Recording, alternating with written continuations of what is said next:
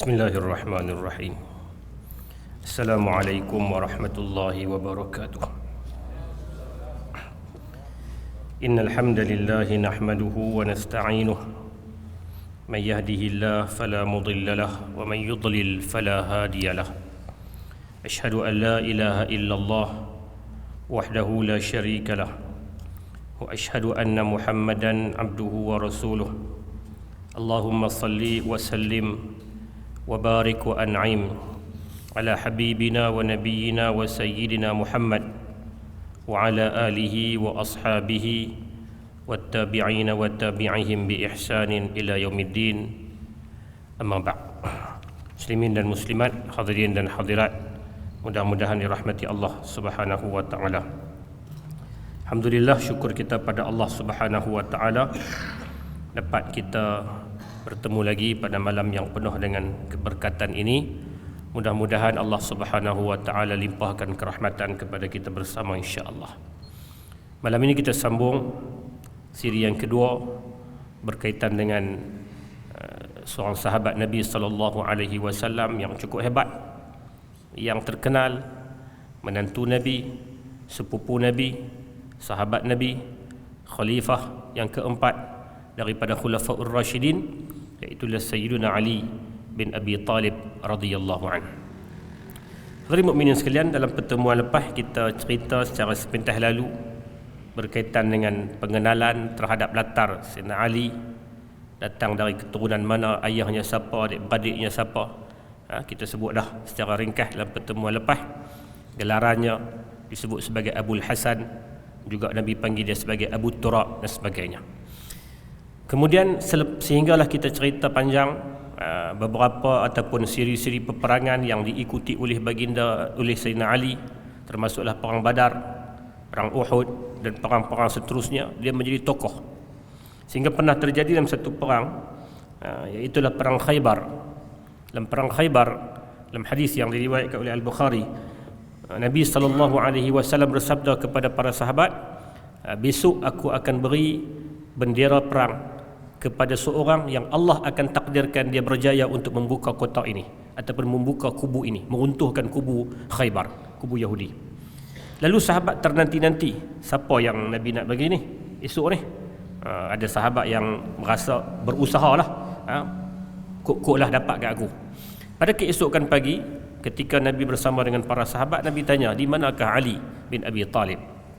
Maka kata sahabat, Ali sakit mata. Waktu tu Ali dihinggapi penyakit sakit mata lah. Wallahu alam sakit mata yang macam mana, tapi sakit mata. Lalu Ali sakit mata, sahabat kata mungkin dia berehat, dia tak ada di situ. Maka Nabi SAW panggil Ali datang ke sini. Dalam hadis disebut fatafala sallallahu alaihi wasallam ala fi ainai. Nabi meludah. Ludah dalam arti kata bukan kata ludah dengan keluar air liur dengan ludah dalam arti kata gaya ludah lah, gaya ludah sikit ke dalam mata Sayyidina Ali dan sembuh serta merta. Maka Nabi beri bendera kepada Sayyidina Ali dalam peperangan Khaybar, dan dengan kepimpinan Sayyidina Ali pada waktu itu, kubu Khaybar berjaya diruntuhkan dan berjaya dimasuki oleh orang Islam, dan Yahudi tumbang dalam peperangan Khaybar. Ini di antara kisah-kisah Sayyidina Ali ketika Nabi SAW masih hidup. Dan apabila Nabi SAW wafat, bila Nabi wafat, di antara orang yang menguruskan ataupun memandikan jenazah baginda SAW adalah salah seorangnya adalah Sayyiduna Ali bin Abi Talib.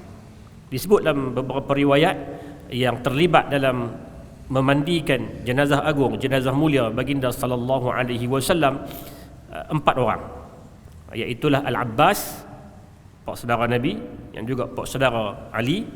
Al-Abbas, kemudian anak kepada Al-Abbas yang bernama Al-Fadl, kemudian Sayyidina Ali, dan juga Usamah ibn Zaid radhiyallahu taala anhu wa ardah, yang merupakan orang yang sangat Nabi sayang, hibbu Rasulillah sallallahu alaihi wasallam. Usamah bin Zaid ni, kalau kita ikut pangkat dia, mungkin kita boleh sebut sebagai cucu angkat kepada Nabi sallallahu alaihi wasallam.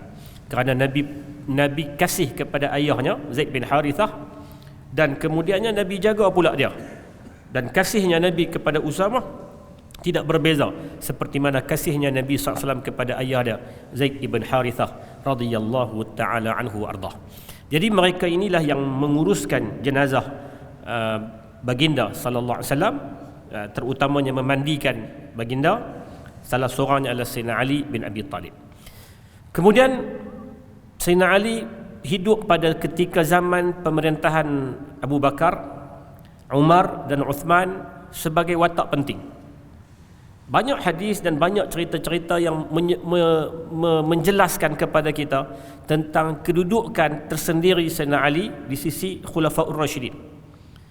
Cerita-cerita yang duk datang, kadang-kadang dia ada riwayat-riwayat yang ditokok tambah, kononnya berlaku perseteruan antara Ali dan juga Abu Bakar dalam merebut hak khalifah. Sedangkan mengikut catatan yang jelas, benda tu tak pernah berlaku pun. Sayyidina Ali tak pernah pun pergi duk dakwa kata dia yang patut untuk dapatkan hak khalifah. Sayyidina Ali tak pernah pergi dakwa dan tak pernah duk pergi berebut, tak pernah duk pergi kata lah, duk pergi ugut siapa-siapa ke untuk dia dapatkan jawatan. Kerana hampir menjadi satu kesepakatan ataupun kesepakatan di kalangan para sahabat, Abu Bakar lah orang yang paling layak berdasarkan isyarat-isyarat yang jelas yang ditunjukkan oleh baginda sallallahu alaihi wasallam. Ketika baginda sakit, baginda suruh Abu Bakar jadi imam. Itu isyarat yang paling jelas, walaupun tidaklah secara direktnya, tapi itu isyarat yang menunjukkan kata khalifah yang nak ganti Nabi selepas kewafatan Nabi adalah Abu Bakar. Maka Ali tak pernah protes, tak pernah bertikai. Cuma orang-orang kemudian yang datang, yang bawa dengan cerita-cerita yang kononnya Ali dengan Abu Bakar ni tidak ngam, kononnya Ali dengan Umar tidak ngam, kononnya Ali dengan Uthman ada masalah. Sedangkan macam kita sebut dalam pertemuan lepas, di antara anak-anak kepada Ali ada yang bernama Umar, ada yang bernama Uthman. Kalaulah dia inti kepada Umar, kalaulah dia tak belaga angin dengan Uthman, takkan dia nak bubuh nama anak dia. Dia bubuh tu semata-mata kerana bersangka baik dengan para sahabat Nabi sallallahu alaihi wasallam. Lebih-lebih lagi mereka ni orang hebat yang dijamin syurga oleh Nabi. Maka dia namakan anak dia Umar, dia namakan anak dia Uthman, kerana mengambil sempena nama-nama sahabat yang hebat ini.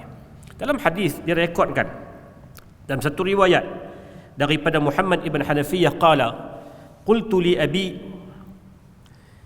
ayyun nasi khairun ba'da Rasulillah sallallahu alaihi wasallam qala Abu Bakar qultu thumma man qala Umar wa khashitu an yaqula Uthman qultu thumma anta qala ma ana illa rajulun minal muslimin.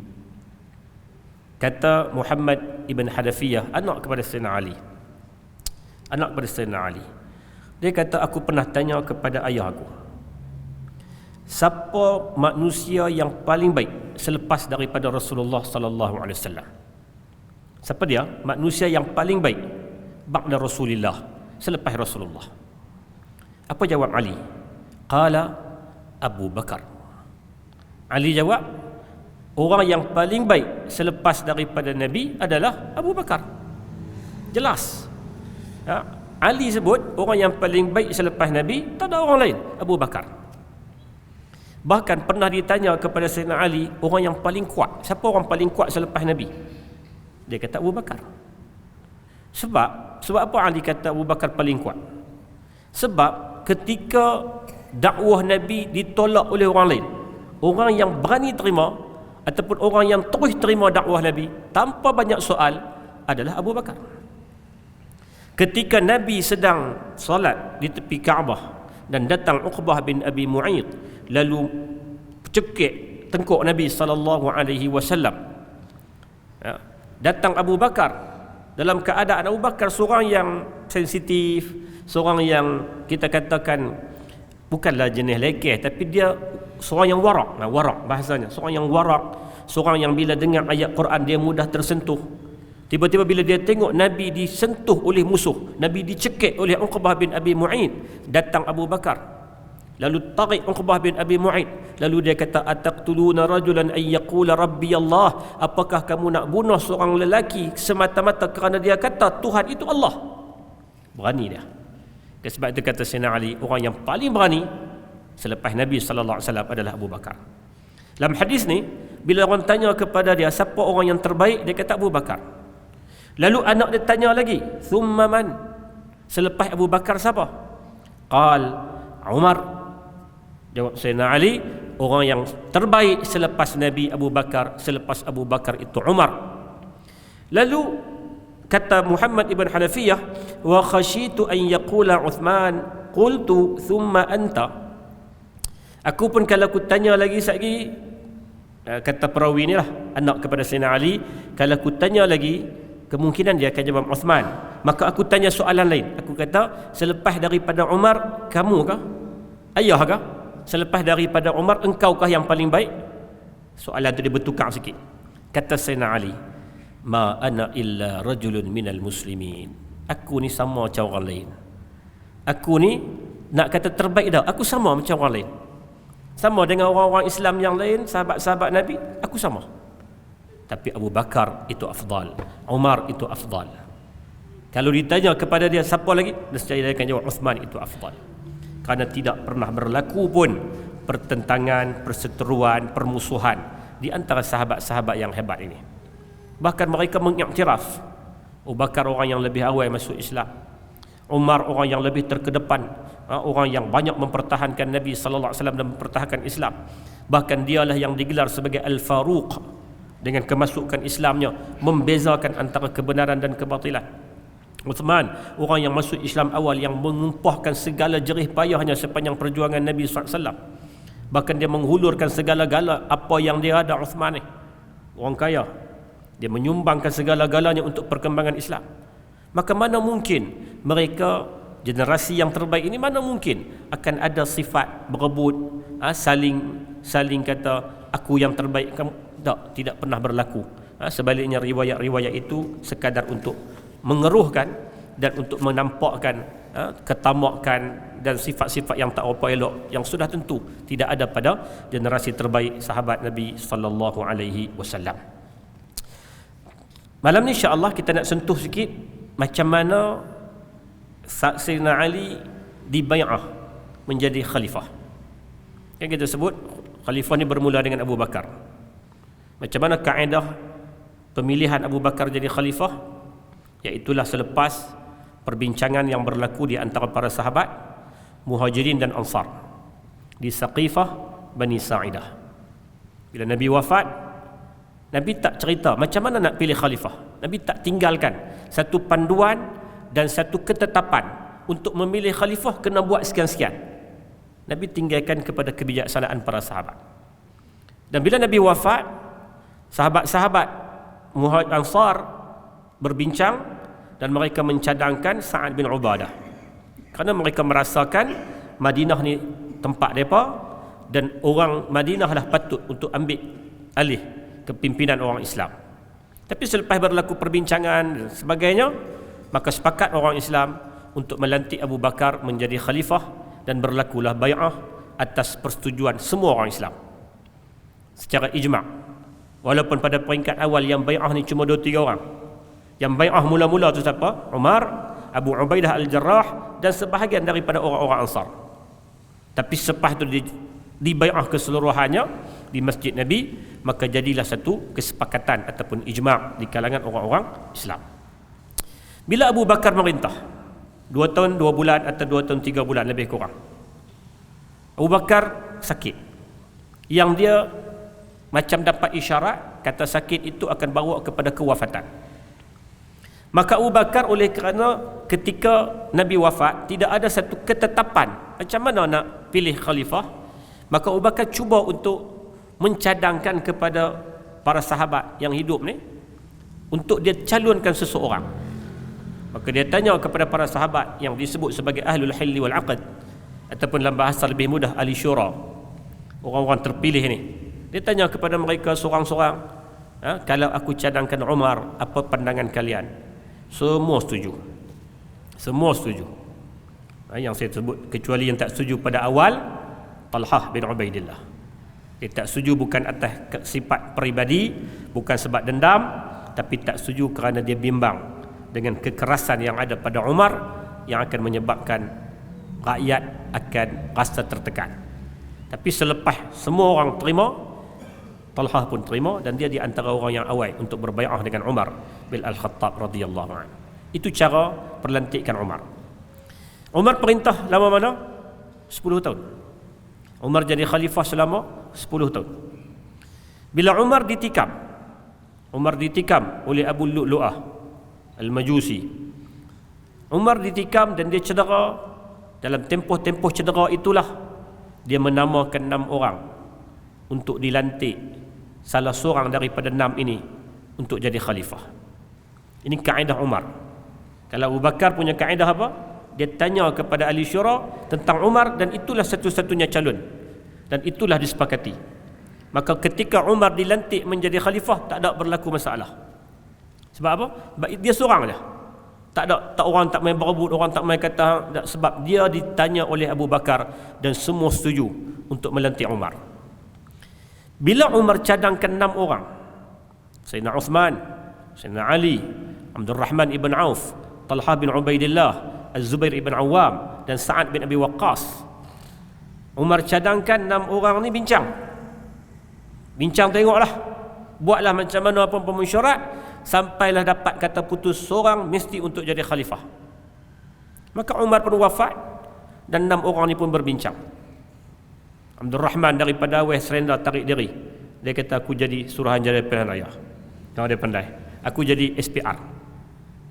Zubair kata, aku akan sokong kawan ni. Talhah kata, aku sokong kawan ni. Sa'ad kata, aku sokong kawan ni. Maka akhirnya tinggal 2 orang. Tinggal 2 orang.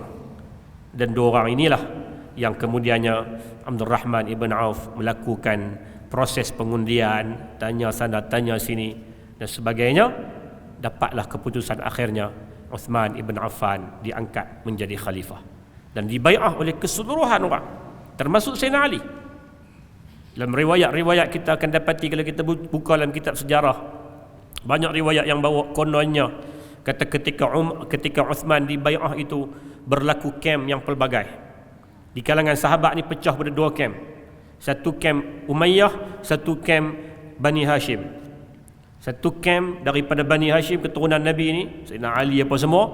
Satu kem lagi dari Bani Umayyah, geng Sayyidina Uthman. Kononnya macam tu. Tapi itu riwayat yang direka-reka.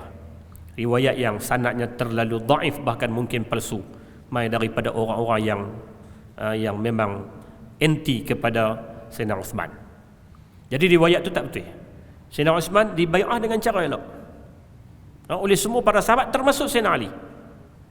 Yang pada awal Sayyidina Ali dengan Sayyidina Uthman ni dipertimbangkan salah seorang untuk jadi calon, untuk jadi khalifah. Akhirnya majoriti bersetuju untuk angkat Uthman. Sayyidina Ali okey, tak ada masalah, dan dia berbai'ah dengan Sayyidina Uthman. Berlakulah bai'ah dengan cara yang elok. Uthman perintah selama 12 tahun.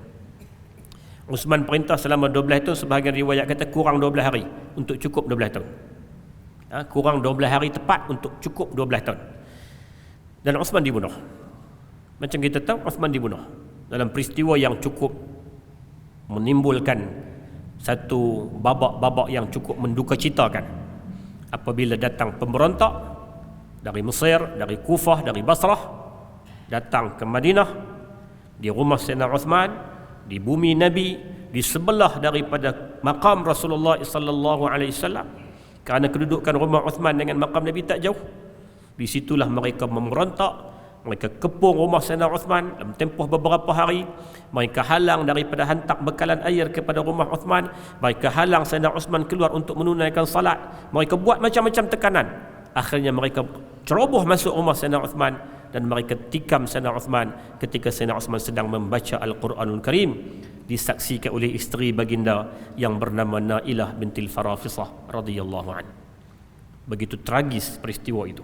Dibunuh 6,000 orang pemberontak datang serang Madinah di bumi Nabi, sedangkan para sahabat yang ada pada waktu itu seboleh mungkin nak elak daripada berlaku pertumpahan darah di bumi Nabi. Bahkan Sayyidina Uthman, ketika para sahabat yang kata, ya Uthman, arahkan kami untuk perang mereka, arahkan je. Tuan kata ya, kami akan perang mereka. Sayyidina Uthman kata, tak mau, ini bumi Rasulullah. Mana mungkin bumi Rasulullah yang Nabi pernah duduki, yang Nabi pernah doakan kebaikan, yang Nabi namakan sebagai Ardu Thayyibah, tiba-tiba kita nak tumpahkan darah. Sedangkan mereka juga mendakwa kata mereka orang Islam, pemberontak ni pun. Jadi akhirnya terbunuhlah Sayyidina Uthman dalam peristiwa yang cukup tragis. Bila terbunuhnya Sayyidina Uthman, Khalifah Sayyidina Uthman meninggal, dibunuh ketika berusia 82 tahun. Tuan bayangkan, ketika berusia 82 tahun, jasa yang cukup banyak dia berikan kepada Islam. Pada depa ni, pada pemberontak ni, tak ada nilai. Tak ada nilai. Sayyidina Uthman ketika dikepung, dia bangkitkan beberapa isu, bukan sebagai nak mengungkit, tapi nak peringat balik kepada pemberontak. Bukankah dulu ketika datang ke Madinah, semua air di Madinah tak elok, melainkan satu telaga. Lalu Nabi tawarkan, siapa boleh beli telaga ni, aku jamin syurga. Uthman kata, aku yang beli, 30,000 dirham, aku beli dengan duit aku untuk kegunaan orang Islam. Hari ini hampa halang untuk orang hantar air ke rumah aku. Dulu masjid Nabi kecil, orang Islam makin ramai. Lalu Nabi tawarkan, siapa yang boleh beli tanah untuk perbesarkan kawasan masjid, aku jamin syurga. Uthman kata, aku yang beli dengan berapa puluh ribu dirham, aku yang beli semua tu. Hari ini aku nak pergi masjid Nabi, hampa halang. Tapi pemberontak tak peduli. Pemberontak tetap dengan tujuan utama, kami tak suka dengan Uthman, kami nak bunuh Uthman. Dan akhirnya mereka berjaya dalam misi itu untuk membunuh Uthman radhiyallahu taala anhu wa ardah. Bila Uthman meninggal, berlakulah sedikitlah di kalangan para sahabat ni, makna macam mana ni nak selesai isu. Pemberontak ramai, sedangkan sahabat-sahabat sebahagiannya sedang mengerjakan haji di Mekah. Tinggallah sahabat dengan sahabat-sahabat yang muda ni tak ramai yang ada di Madinah. Maka nak kena cari satu jalan untuk kita lantik segera, dan berlakulah persetujuan bersama untuk lantik Sayyiduna Ali bin Abi Talib radhiyallahu anhu dengan kadar yang segera. Sayyidina Ali pun tak mau. Sayyidina Ali pun tak mau ambil jawatan pada waktu itu dalam keadaan kacau bilau. Tapi kerana nak mengelakkan fitnah yang lebih besar, supaya tidak berlaku kacau bilau yang lebih merosakkan Madinah, Sayyidina Ali terima jawatan. Sayyidina Ali terima jawatan itu. Ada riwayat yang kata waktu tu selepas daripada pembunuhan Uthman, pemberontak bermaharajalela, mereka lantik orang mereka jadi ketua, dan Madinah dalam keadaan fawda, dalam keadaan apa dia panggil apa, tak stabil selama 5 hari. Riwayat itu sebenarnya riwayat yang terlalu lemah. Tapi sahabat menyelesaikan isu dalam tempoh segera, kerana perlunya kepimpinan, perlunya khalifah, perlu untuk orang pegang jawatan ni. Maka mereka segera untuk melantik Sayyidina Ali. Dalam satu riwayat dengan sanad yang sampai kepada Muhammad bin Hanafiyah, katanya, kuntu ma'a Aliyin rahimahullah wa Uthman muhasir. Kata Muhammad bin Hanafiyah, aku bersama dengan ayah aku Sayyidina Ali dan Uthman waktu itu terkepung. Qala fa'atahu rajulun faqala inna amiral mu'minin maqtulus sa'ah. Qala faqama Ali rahimahullah. Qala Muhammad fa'akhadhtu biwasṭihi takhawufan alayhi. Qala khalli la umma lak. Qala fa'ata 'ala ad-dar wa qad qutila ar-rajul rahimahullah. Fa'ata darahu fadakhalaha fa'aghlaqa babahu. Fa'atahu an-nas fadarabu 'alayhi al-bab fadakhalu 'alayhi faqalu inna hadha qad qutil wa la budda lin-nasi min khalifatin wa la na'lamu ahadan ahaqqu biha minka.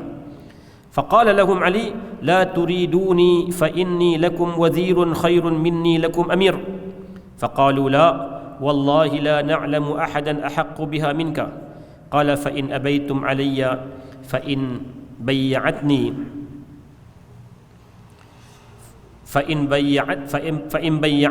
بيعتني لا تكون سرا ولكن أخرج إلى المسجد فبايعه الناس. Dalam riwayat ini dia cerita bila berlaku pembunuhan Uthman, orang pergi cari Sayyidina Ali. Cari Sayyidina Ali, orang pakai ayuh apa semua Sayyidina Uthman ni dibunuh. Ada orang pergi paksa Sayyidina Ali, pergi ketuk pintu rumah dia. Wahai Ali, hang kena jadi khalifah. Uthman telah dibunuh, hang kena jadi khalifah. Sayyidina Ali kata, tak, aku tak boleh. Aku jadi pembantu, aku jadi menteri itu lebih baik daripada aku jadi ketua kepada hamba. Tapi orang ramai kata, kami tak tahu dah orang lain, melainkan engkau saja yang layak. Maka mari kami berbai'ah, mari kami lantik untuk kamu jadi khalifah, berbai'ah. Kata Sayyidina Ali, kalau nak berbai'ah tak boleh buat secara sembunyi. Maka bai'ah akan dilakukan di masjid. Nampak balik dulu, nanti kopi masjid. Itu di antara cerita awal bagaimana proses perlantikan ataupun bai'ah yang nak dilakukan kepada Ali bin Abi Talib radhiyallahu anhu. Didesak, orang main tanya dia, orang main desak dia lah, orang main, hang kena terima jawatan ni. Sayyidina Ali kata tak boleh. La taf'alu, jangan kamu buat benda ni. Fa inni wazir, aku ni pembantu, khairun minni amir, lebih baik daripada aku jadi ketua. Kan sebelum-sebelum tu, ketika zaman Abu Bakar, ketika zaman Umar, ketika zaman Uthman, Ali ni sifatnya apa? Wazir, pembantu. Dia bantulah depa jadi ketua. Kalau kita bahasa lebih mudah lah, dia bukan Perdana Menteri, dia menteri ya. Ali kata aku menteri okey. Tapi para sahabat yang ada pada waktu tu kata apa? Tak ada orang. Dan kamulah yang lebih layak. Maka kena terima. Sayyidina Ali kata kalau macam tu, fa fil masjid. Bai'ah ni tak boleh buat di rumah. Bai'ah ni tak boleh buat sembunyi-sembunyi. Bai'ah tak boleh buat secara individu-individu. Bai'ah kena ikut seperti mana Abu Bakar, seperti mana Umar, seperti mana Uthman, semua buat di masjid. Abdullah bin Abbas cuba halang. Abdullah bin Abbas cuba bagi pandangan. Pandangan dia tak sesuai buat di masjid, sebab nanti kan pemberontak tu ada lagi. Pemberontak ni dia bukan kira apa. Uthman pun dia boleh bunuh. Masjid ni dia boleh ceroboh ikut dan je. Kalau mereka nak buat kacau, mereka akan buat kacau dalam masjid. Itu hujah daripada Abdullah ibn Abbas. Nampak logik. Tapi Ali tetap kata, tak boleh. Kalau nak buat bai'ah, bai'ah fil masjid. Bai'ah hendaklah dilakukan dalam masjid. Maka Ali pun esoknya bersiap sedia apa semua, masuk ke masjid. Fabaya'ahul muhajirun wal ansar. Maka datang para sahabat di kalangan muhajirin dan ansar, semuanya melakukan bai'ah kepada Sayyiduna Ali bin Abi Talib radhiyallahu anhu. Maka berlakulah perlantikan ataupun bahasa yang lebih sedap, pertabalan Sayyidina Ali sebagai khalifah kepada orang Islam. Hadirin mukminin yang dikasihi dan dirahmati Allah Subhanahu wa taala. Apabila dilantiknya Sayyidina Ali menjadi khalifah ni, datang sahabat-sahabat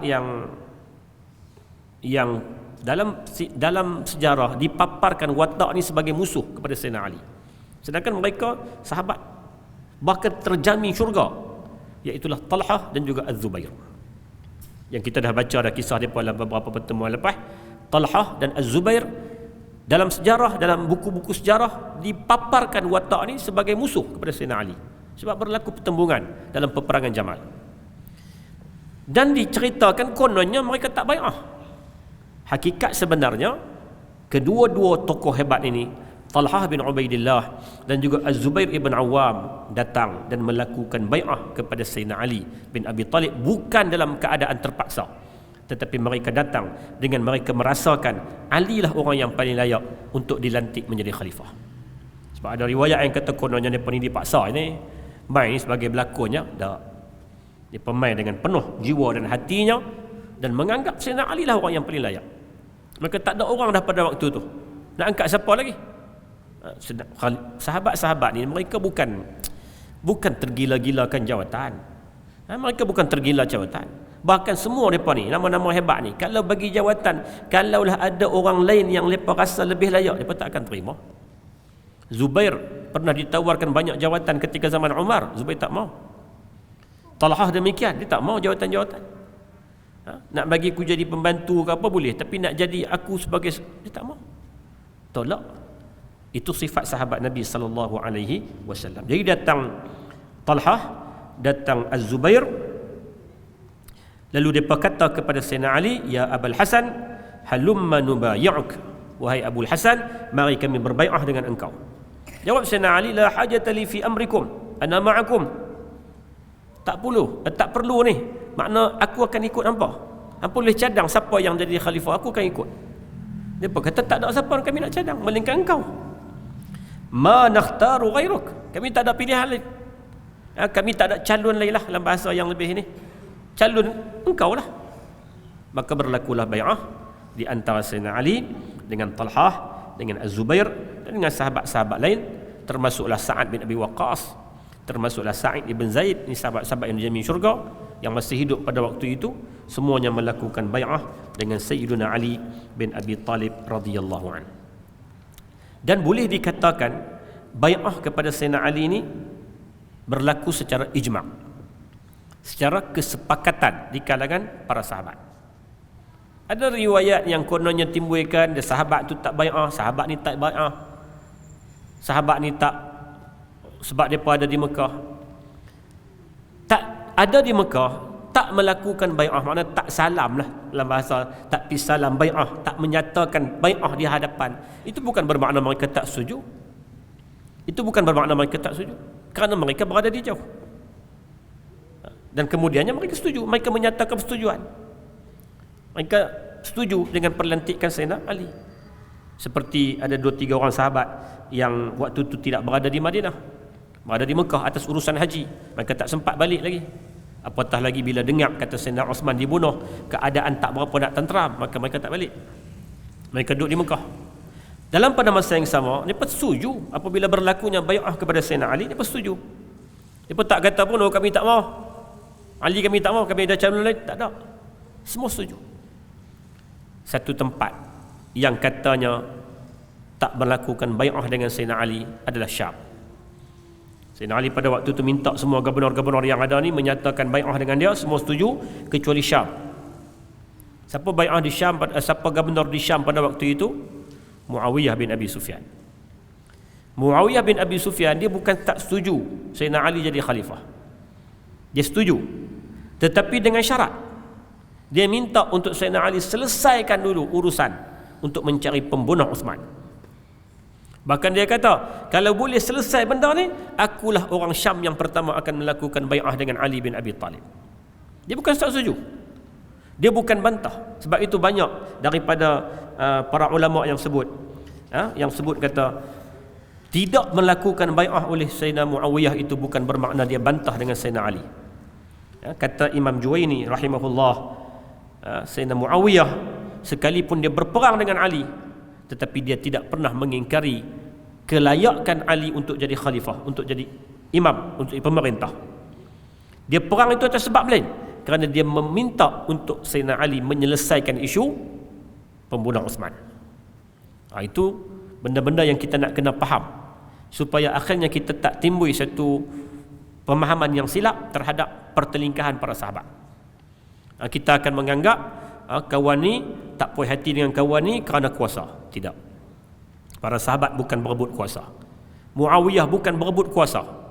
Bukan, bahkan orang tanya kepada dia, sebab apa yang hampir perang dengan Sayyidina Ali?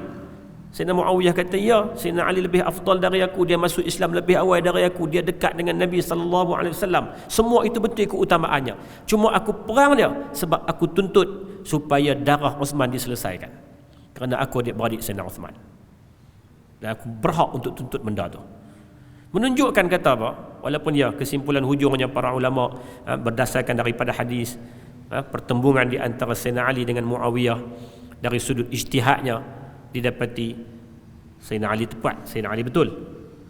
Tapi itu bukan bermakna lesen untuk kita memaki, mencela dan mencaci Sayyidina Muawiyah kerana dia sahabat Nabi.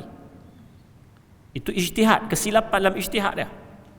Tapi dia tak pernah pun isytiharkan kata dia tak setuju dengan Sayyidina Ali, tak layak Sayyidina Ali jadi khalifah. Tak, dia tak pernah isytihar. Dia cuma tak puas hati, dia cuma tuntut untuk Sayyidina Ali untuk selesaikan cari pembunuh Uthman. Sedangkan Sayyidina Ali bukan tak mau cari pembunuh Uthman, tapi keadaan tidak mengizinkan. Pada pandangan Sayyidina Ali, nak selesaikan urusan pentadbiran. Kena semua orang Islam menyatakan bai'ah dulu, baru selesai benda ni. Baru boleh cari pemberontak, baru boleh cari siapa yang bunuh Uthman, baru boleh dilaksanakan hukum. Ini makna ijtihad yang masing-masing, yang akhirnya membawa kepada satu pertembungan yang cukup tragislah dalam sejarah umat Islam. Hadirin mukminin yang dikasihi dan dirahmati Allah Subhanahu wa taala. Daripada perlantikan Sayyidina Ali ini boleh kita dapati macam mana kaedah syura terus ditekankan oleh para sahabat dan pentingnya kepimpinan sehingga sahabat nak selesai dalam tempoh yang singkat. Sayyidina Uthman meninggal pada tanggal 19 Zulhijjah, 18 Zulhijjah dan 19 Zulhijjah Sayyidina Ali telah pun dibai'ah. Sayyidina Uthman dibunuh pada tanggal 18 Zulhijjah tahun 35 Hijrah. Keesokan harinya 19 Zulhijjah Sayyidina Ali telah pun dilantik, telah dibai'ah. Ini menunjukkan sahabat faham bahawa soal khalifah, soal kepimpinan, ini soal yang penting.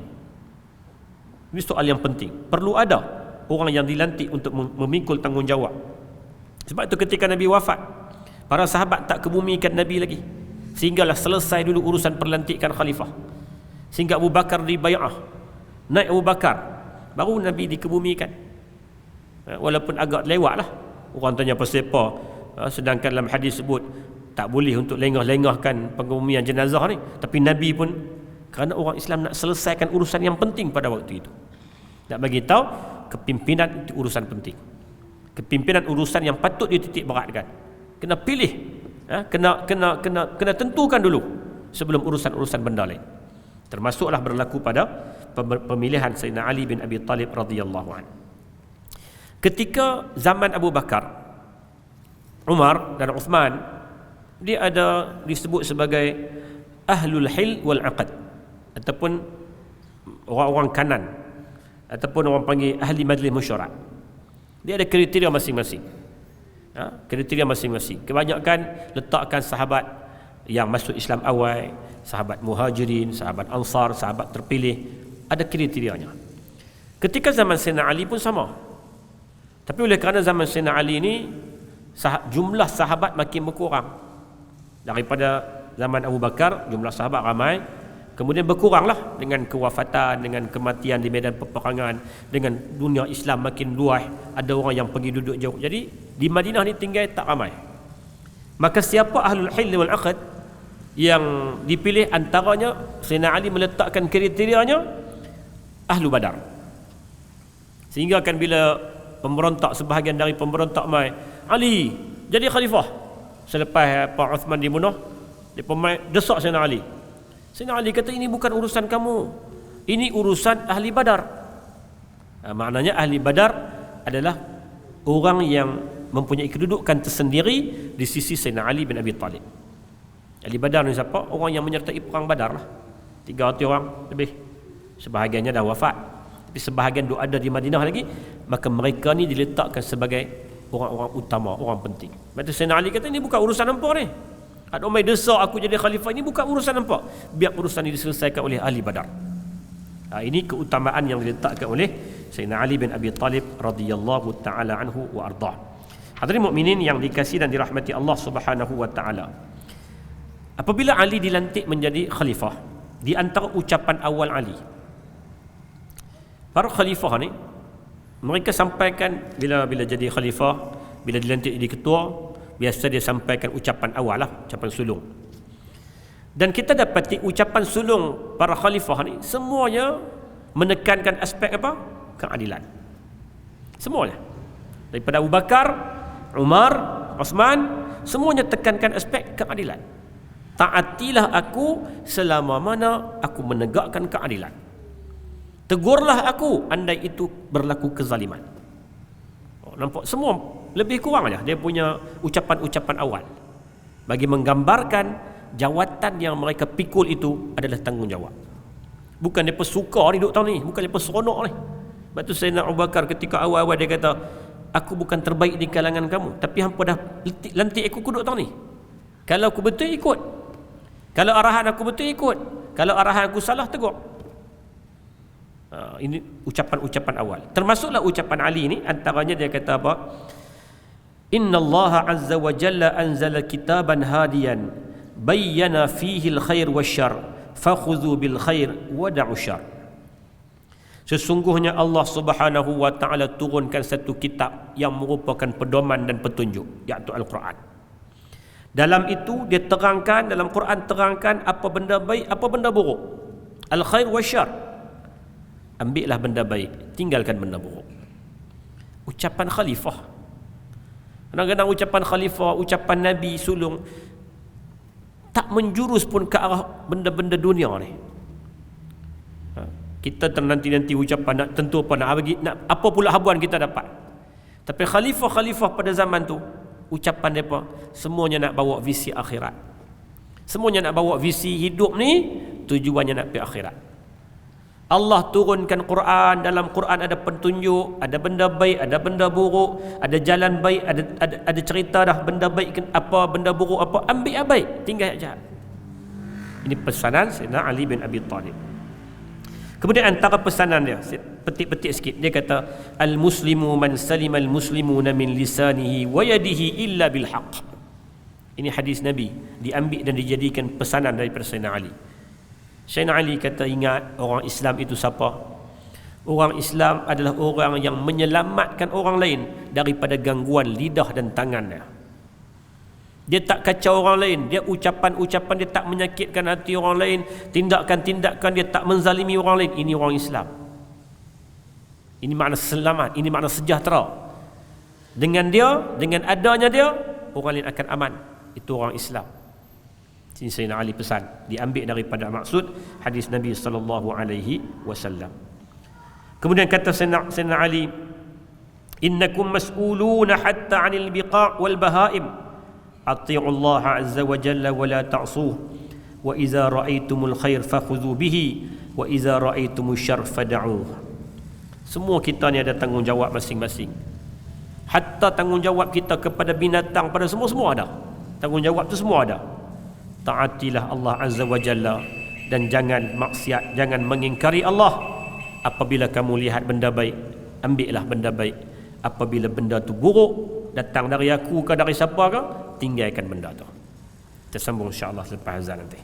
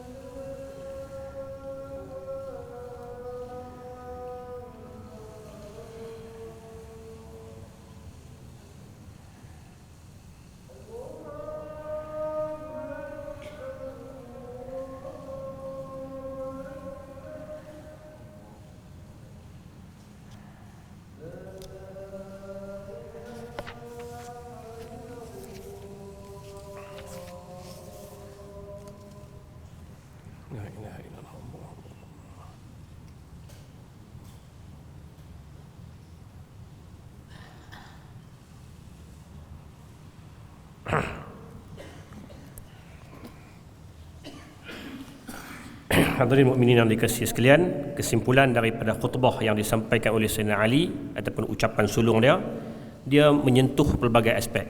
Kalau kita tengok saya petik dia tadi, tak baca keseluruhan. Dia sentuh tentang persoalan akidah, tentang ibadah, tentang akhlak, tentang maqasid syariah, tentang hala tuju kehidupan. Dia pesan juga tentang akhirat, tentang kematian. Semua ini disentuh dalam ucapan sulung yang disampaikan oleh Sayyidina Ali bin Abi Talib radhiyallahu taala anhu wa ardah. Hadirin mukminin sekalian, ada satu benda yang kadang-kadang bila kita sebut nama Sayyidina Ali, kita pernah dengar ada orang yang dia terlalu melampau. Sayyidina Ali dia kata alaihi salam. Ada pula yang kata Sayyidina Ali karramallahu wajhah. Ada yang kata Sayyidina Ali radhiyallahu an. Yang mana yang betul? Ataupun yang mana yang lebih tepat? Yang mana yang lebih tepat? Asalnya apabila kita sebut nama sahabat, kaedah asal, kaedah umum lah, bila kita sebut nama sahabat Nabi, kita sertakan dengan radhiyallahu an. Kalau lelaki radhiyallahu anhu, kalau perempuan radhiyallahu anha, kalau ramai kita kata radhiyallahu anhum. Kerana ayat Al-Quran sebut. Al-Quran sebut tentang benda tu dalam surah At-Taubah ayat 100. والسابقون الأولون من المهاجرين والأنصار والذين اتبعوهم بإحسان رضي الله عنهم ورضوا عنه. Orang-orang yang awal memeluk Islam di kalangan muhajirin dan ansar, dan orang yang mengikut mereka dengan petunjuk yang baik, Allah Ta'ala meridai mereka. Perkataan radhiyallahu anhum tu doa, moga-moga Allah meridai mereka. Dan Quran sendiri mengiktiraf bahawa Allah akan meridai mereka.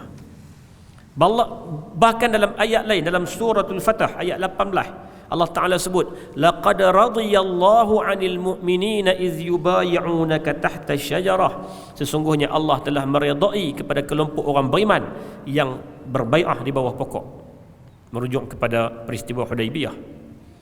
Makna Quran menggunakan istilah rida, radiyallahu 'an, merujuk kepada para sahabat.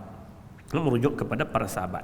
Sementara perkataan assalam, perkataan assalam itu lebih kepada merujuk kepada para anbiya alaihimussalam. Kan kita sebut para anbiya alaihimussalam. Jadi penggunaan perkataan assalam seperti Sayyidina Imam Ali alaihissalam, sebahagian daripada orang-orang Syiah disebut Imam Ali alaihi salam, ataupun penggunaan karramallahu wajhah, dia bukanlah salah secara total, dia tak salah, tapi dia tidak tepat. Dia tidak, maknanya dia ada unsur-unsur yang melampau lah. Sedangkan Quran ajak untuk kita sebut nama para sahabat ni, kita sertakan dengan radhiyallahu anhu. Walaupun maknanya tepat, alaihi salam makna tepat, ya, makna tu tepat, tapi dia tak kena dari sudut penggunaan. Demikianlah kalau kita sebut nama para ulama, para salafun salih, para ulama, tak sesuai untuk kita kata radhiyallahu an, walaupun dari sudut makna tepat. Moga Allah Ta'ala meridai mereka, boleh dari sudut makna, tapi dari sudut penggunaan kurang sesuai. Para ulama, orang-orang salih kita kata rahimahullah. Orang yang dah meninggal kita, hatta imam-imam besar, Imam Syafi'i rahimahullah, Imam Abu Hanifah rahimahullah, Imam Malik rahimahullah. Walaupun sebut, walaupun kita kata bila kita serta radhiyallahu an, dia bukanlah sampai menyalahi, tapi kurang tepat penggunaan. Makna kalau kita parking kereta tu, dia keluar daripada garisan sikit. Walaupun mungkin orang tak saman, tapi dia keluar dari garisan. Demikian. Jadi penggunaan istilah itu pun kita nak kena perhati juga. Kalau para anbiya kita kata alaihimussalam, alaihissalam. Kalau para sahabat radhiyallahu an. Kalau para ulama, para orang-orang hebat, orang saleh, kita kata rahimahullah. Itu dia punya kaedah penggunaan perkataan. Adapun karramallahu wajhah, yang ni dia mai daripada orang-orang yang kononnya menyokong Sayyidina Ali lah. Walaupun dari sudut maksud tak salah pun. Karramallahu wajhah, moga-moga Allah Ta'ala memuliakan mukanya. Tapi kita gunakan kaedah yang lebih tepat, yang Quran kata, iaitulah radhiyallahu an. Hadirin mukminin yang dikasihi sekalian, Sayyidina Ali ni kisah dia, walaupun dia jadi khalifah hanyalah 4 tahun.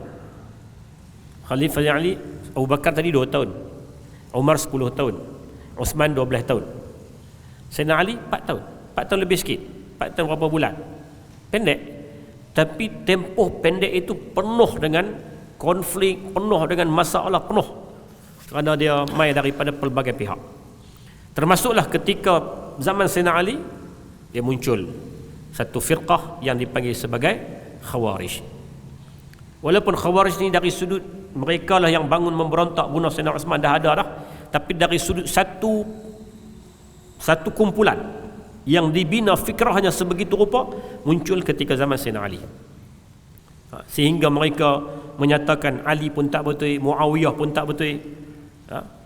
Dan Khawarij ni antara punca mereka tersasar ialah sebab mereka melampau dalam memahami agama, sehingga membawa kepada mereka buat satu konspirasi untuk membunuh Sayyidina Ali, membunuh Muawiyah dan membunuh Ammar ibn As radhiyallahu anhum ajma'in. Dan benda itu berlaku. Mereka sepakat, mereka cari selepas mereka kalah dalam satu peperangan, bertembung dengan kamp Sayyidina Ali dengan pihak tentera orang Islam. Mereka bertembung, mereka kalah. Dalam peperangan tu, sebab Khawarij punya pegangan ni, mereka menganggap orang ni semua salah. Tak ikut mereka salah. Bahaya tu. Pegangan ni bahaya. Apabila menganggap yang betul dalam urusan agama ni mereka saja. Tak ikut kami salah. Sehingga mereka kata sahabat tu salah. Bahkan mereka mengkafirkan sebahagian besar daripada para sahabat. Mereka mengkafirkan orang Islam yang tidak sehaluan dengan mereka. Sampailah bawa kepada satu konspirasi yang mereka susun, mereka rancang. Mereka kata tak ada cara lain melainkan kita kena bunuh semua ni, Sayyidina Ali, Muawiyah dan Ammar ibn As. Bunuh semua. Asalnya mereka pengikut Sayyidina Ali, tapi mereka tak setuju bila tindakan Sayyidina Ali untuk berdamai dengan pihak Muawiyah. Mereka tak setuju. Maka timbullah fikrah yang cukup merosakkan orang Islam ni, namanya Khawarij. Maka berlakulah 3 orang di kalangan ketua mereka yang bernama Abdul Rahman ibn Muljim, Al-Burak ibn Abdullah dan Ammar ibn Bakar At-Tamimi. Mereka ni 3 orang, masing-masing bincang, masing-masing rancang, dan masing-masing kata aku ambil tanggungjawab untuk bunuh si fulan bin si fulan. Abdul Rahman ibn Muljam dia kata aku akan tanggungjawab untuk bunuh Sayyidina Ali, untuk bunuh Ali. Al-Burak aku bunuh Muawiyah. Ammar ibn Bakar aku bunuh Ammar ibn As. Dan mereka rancang, mereka keluar serentak dalam tempoh yang sama pada malam yang sama, 17 Ramadan pada tahun 40 Hijrah. Kerana mereka kata apa? Ramadan, malam baik 17. Sebab mereka hulu, mereka pelampau, mereka buat itu, mereka menganggap tindakan mereka betul. Abdul Rahman ibn Muljam bukan orang kecil ni, bukan orang biasa, guru Quran, orang yang cukup faqih dalam hukum fiqh, hafal Quran, alim Quran. Ketika zaman Umar, dia ni orang Mesir. Abdul Rahman ibn Muljam ni orang Mesir. Ketika zaman Umar bin Al-Khattab jadi khalifah, Umar pernah arahkan kepada Ammar ibn As yang menjadi gubernur di Mesir, tolong perbesarkan rumah Abdul Rahman ibn Muljam untuk orang datang mengaji Quran. Sebab dia hebat. Tapi dia terlibat. Dialah yang bertanggungjawab membunuh Sayyidina Ali bin Abi Talib radhiyallahu anhu. Sebab apa? Melampau. Sebab itu yang merosakkan agama ini sebahagiannya datang daripada orang-orang yang melampau dalam agama. Iyyakum wal ghulu, kata Nabi SAW. Hati-hati dengan melampau. Kerana umat terdahulu pernah rosak dengan sikap melampau. Sebab agama ni dia sifatnya apa? Wasatiyah. Agama ni sifatnya wasatiyah. Dia akan dirosakkan oleh 2 orang, 2 golongan. Satu golongan yang melampau dalam agama, satu golongan yang mengabaikan agama. Agama kena tengah-tengah. Agama kena yang kata ummatan wasata. Agama kena sederhana. Dia tak boleh terlalu melampau. Dia buat sampai benda yang tak dituntut pun dia buat. Macam ni. Sampai bawa kepada pembunuhan Sayyidina Ali. 17 Ramadan, sebahagian riwayat kata 4 hari selepas daripada dicederakan, Sayyidina Ali kembali menemui Allah Azza wa Jalla, ataupun tanggal 21 Ramadan tahun yang ke-40 Hijrah. Tahun yang ke-40 Hijrah. Agama Dia perlu berdiri di atas prinsip yang Quran kata, wa kadzalika ja'alnakum ummatan wasata. Demikianlah kami jadikan kamu umat yang tengah, umat yang pertengahan, umat yang tidak terlalu melampau, umat yang tidak pula terlalu mengabai. Agama rosak apabila ada dua golongan ni. Mengabai seperti mana yang berlaku kepada golongan Nasara, mereka seperti mana berlaku kepada golongan Yahudi, mereka mengabai. Disuruh buat tu mereka tak buat, disuruh buat ni mereka tak buat, mereka tukar orang lain, mereka mengabaikan. Ataupun melampau seperti mana jadi kepada Nasara. Takat tu orang suruh Nabi Isa ni Nabi, mereka angkat Nabi Isa jadi Tuhan, yang akhirnya melampau, rosak kehidupan. Maka sebab itulah agama datang dengan prinsip sederhana, dan agama datang dengan prinsip wasatiyah, pertengahan, tepat. Yang ni yang patut untuk kita suburkan dan kita kenalkan kepada masyarakat kita, insya-Allah. Jadi ceritanya tadi, Abdul Rahman ibn Muljam, dia telah membunuh Sayyidina Ali pada bulan Ramadan, beberapa hari selepas itu, ataupun 4 hari lebih kurang selepas daripada ditikam, ataupun dia bukan ditikam, dia dengan kira dicederakanlah dengan menggunakan alat-alat tertentu. Akhirnya Sayyidina Ali wafat menemui Allah Azza wa Jalla. Hadirin mukminin yang dikasihi dan dirahmati Allah Subhanahu wa taala, demikian kisah ringkas rangkuman yang kita tak cerita semua. Walaupun kita katakan Sayyidina Ali ni perintah 4 tahunnya, tapi kita tak cerita keseluruhan.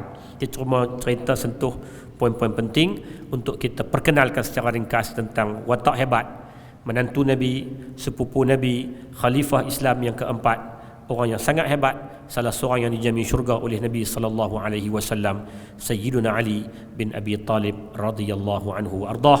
Mudah-mudahan kita mendapat manfaat daripada kisah ringkas ini. Insya-Allah kita sambung dalam siri-siri yang akan datang berkaitan dengan sahabat yang lain pula, insya-Allah.